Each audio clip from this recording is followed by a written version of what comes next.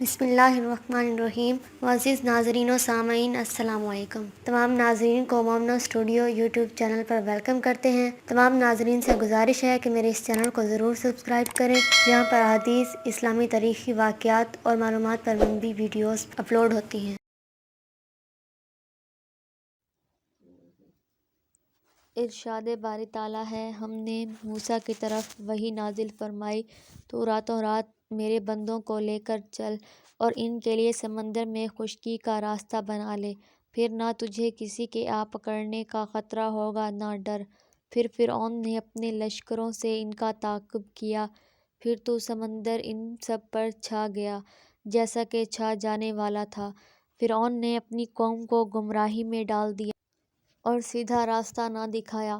جب اللہ ذوالجلال کے حکم سے سمندر کی یہ کیفیت ہوئی تو موسیٰ علیہ السلام نے بنی اسرائیل کو وہاں سے گزرنے کا حکم دے دیا۔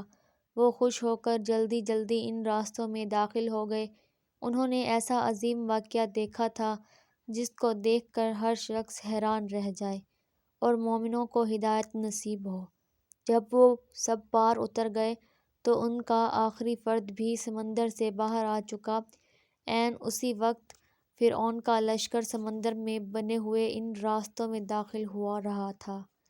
ارشاد باری تعالیٰ ہے، اور ان سے پہلے ہم نے قوم فرعون کی آزمائش کی اور ان کے پاس ایک عالی قدر پیغمبر آئے جنہوں نے یہ کہا کہ اللہ کے بندوں یعنی بنی اسرائیل کو میرے حوالے کر دو، میں تمہارا امانت دار پیغمبر ہوں اور اللہ کے سامنے سرکشی نہ کرو۔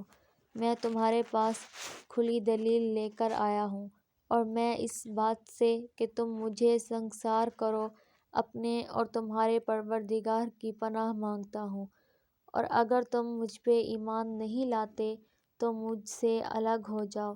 تب موسیٰ علیہ السلام نے اپنے پروردگار سے دعا کی کہ یہ نافرمان لوگ ہیں۔ اللہ تعالیٰ نے فرمایا کہ میرے بندوں کو تو راتوں رات لے کر چلے جاؤ، اور فرعون ضرور تمہارا تعاقب کریں گے، اور دریا سے کہ خشک ہو رہا ہوگا پار ہو جاؤ۔ تمہارے بعد ان کا تمام لشکر ڈبو دیا جائے گا۔ وہ لوگ بہت سے باغ اور چشمے چھوڑ گئے اور کھیتیاں اور نفیس مکان اور آرام کی چیزیں جن میں عیش کیا کرتے تھے۔ اسی طرح ہوا اور ہم نے دوسرے لوگوں کو ان کی چیزوں کا مالک بنا دیا۔ پھر ان پر نہ تو آسمان اور زمین کو رونا آیا اور نہ ان کو مہلت دی گئی، اور ہم نے بنی اسرائیل کو ذلت کے عذاب سے نجات دے دی، یعنی فرعون سے۔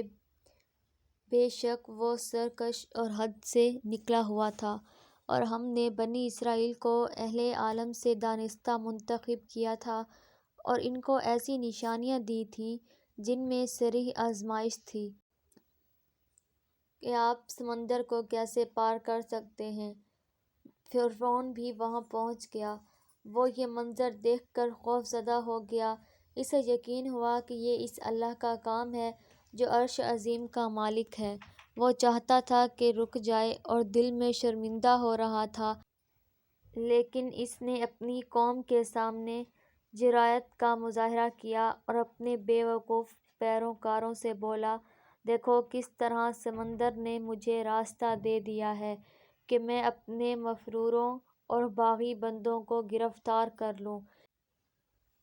لیکن دل میں وہ تذبذب کا شکار تھا کہ آگے بڑھے یا نہ بڑھے۔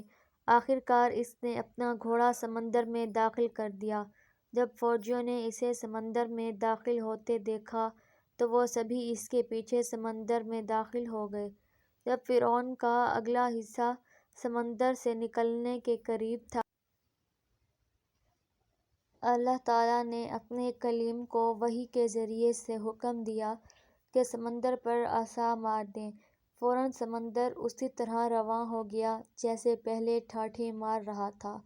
سب کافر غرق ہو گئے، ایک بھی نجات نہ پا سکا۔ ارشاد باری تعالیٰ ہے، ہم نے موسیٰ اور اس کے تمام ساتھیوں کو نجات دے دی اور دوسروں کو ڈبو دیا۔ یقیناً اس میں بڑی عبرت ہے، اور ان میں سے اکثر لوگ ایمان لانے والے نہیں۔ اور بے شک آپ کا رب بڑا ہی غالب اور مہربان ہے۔ یعنی اللہ نے اپنے بندوں کو نجات دی، ان میں سے کوئی بھی غرق نہ ہوا، اور اللہ کے دشمن سب کے سب غرق ہو گئے، ان میں سے کوئی ایک بھی نجات نہ پا سکا۔ یہ ایک واضح دلیل ہے کہ اللہ تعالیٰ عظیم قدرت اور طاقت والا ہے، اور اس کا رسول جو شریعت لے کر آیا ہے برحق ہے۔